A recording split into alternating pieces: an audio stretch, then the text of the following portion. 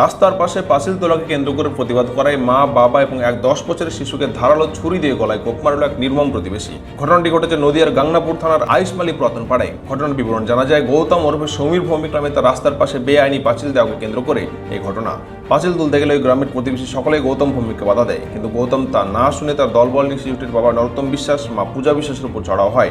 এরপর রাতে ওই 10 বছরের শিশু নিরঞ্জন বিশ্বাস ও তার দাদুর সাথে বাজারে যাওয়ার পর ফিরে আসার সময় ওই শিশুটিকে ধারালো ছুরি দিয়ে গলায় কোপ মারে বলে অভিযোগ।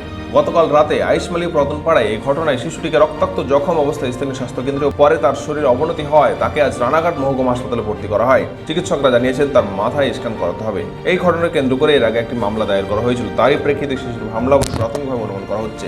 আজ স্থানীয় রানাঘাট থানায় দ্বারস্থ হয়েছে নির্যাতিত পরিবারের সদস্যরা। দোষীদের উপযুক্ত শাস্তির দাবি তোলেন শিশুর পরিবার।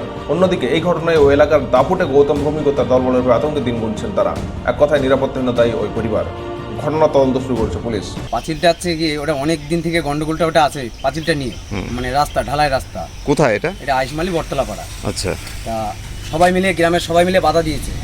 আর ওই একা একটা বাঙ্কার করেছে ঘরে, বাঙ্কারটা করার সময় বাধা দেওয়া হয়েছে।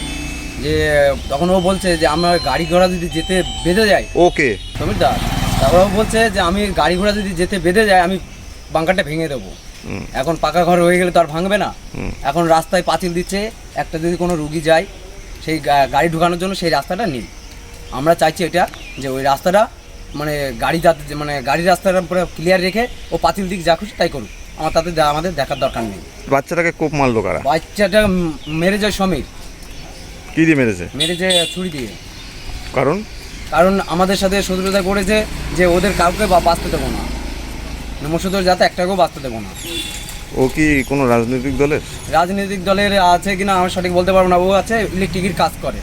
মারা মানে এটা সত্যি ঘৃণ্যতম অপরাধ। এবার সেই অপরাধের আইনের দ্বারস্থ হতে হবে, আইন যেটা বিচার করবে সেই চিন্তায় তো, কারণ মানুষ তো সবসময় আইনের দ্বারস্থ হতে চায়।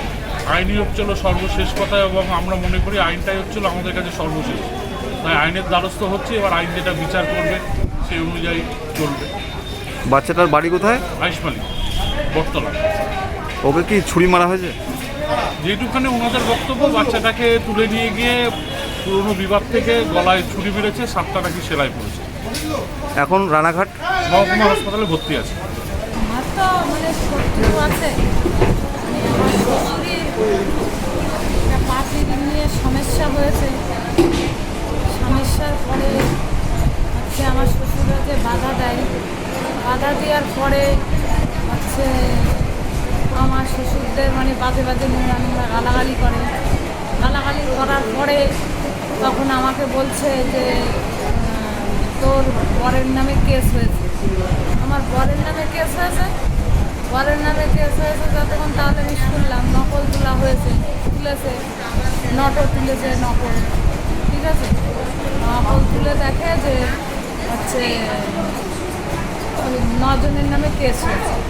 9 জনের নামে কেস হয়েছে। তখন এবার আমার ছেলেকে নিয়ে আমরা আমাদের মতন আমরা আছি, আমরা ওটা জানি না যে কেস খামারি করেছে কিনা। কেস খামারি করে পরে যদি শুনি, এবার আমার ছেলে, আমার স্বামীটাকে কাজে আর আমি বাড়িতে আছি, আমার একটা ছোটো বাচ্চাটা তুই আমি আমার মতন কাজ করছি। কাজ করার পরে হঠাৎ করে আমার ছেলে বাজারে গেল, বাজারে আমার শ্বশুরের সঙ্গে। বাজার থেকে ফিরে এসে আমার শ্বশুর ফিরে আসলো, আমার ছেলে আর আসলো না। আমার ছেলে আসার পরে এখন ওই দিকে যাই। এবার আমার শত্রু বলতে তো একমাত্র এই সমীরই শত্রু, মানে সমীর ভৌমিক শত্রু। তাই কি নিয়ে গন্ডগোল? পাঁচিল নিয়ে। 100 থেকে 150 জন আমাদের ওই পাঁচিল বাধা দিতে বারণ করছে, পাঁচিলটা দিতে, যে পাঁচিলটা দিও না, পাঁচিলটা দিলে সবারই অসুবিধা হচ্ছে। পাঁচিলটা দিতে বারণ করছে। ও বলছে আমি আমার জায়গায় পাঁচিল দেবো, তা তোদের কি? তখন লোকজন বলছে পাঁচিলটা দিয়া এটা শোভা পাবে না। সারা গ্রামের লোক বলছে যে পাঁচিলটা দিয়া চলে না, তোমরা পাঁচিলটা দিও না। এবার পাঁচিল দেওয়া যাক, এই পর্যন্ত গেলে ওদের। এবার পাঁচিল, এবার সবাই রাগারাগি হচ্ছে। একটা মামি আছে, মামিটা থেকে কন্ট্রোল তুলে বাড়ি আসছে। আসার পথে ইঞ্জিল ভ্যানে লেগেছে। ইঞ্জিল ভ্যানে লেগে আমার মামির ওই পাউচ ভর্তি গেছে, পাঁচিলই লেগেছে। ইঞ্জিল ভ্যানে গুঁতো হয়ে পাঁচিলটা ভেঙেছে। এখন নমো জাত বলে খুব নোংরা গালাগালি করছে, কিস্তি খামারি। ও যে মেয়েটা বিয়ে করেছে সে মেয়েটাও হচ্ছে কি নমশূদ্রদের মেয়ে, দাসেদের মধ্যে বিয়ে করেছে।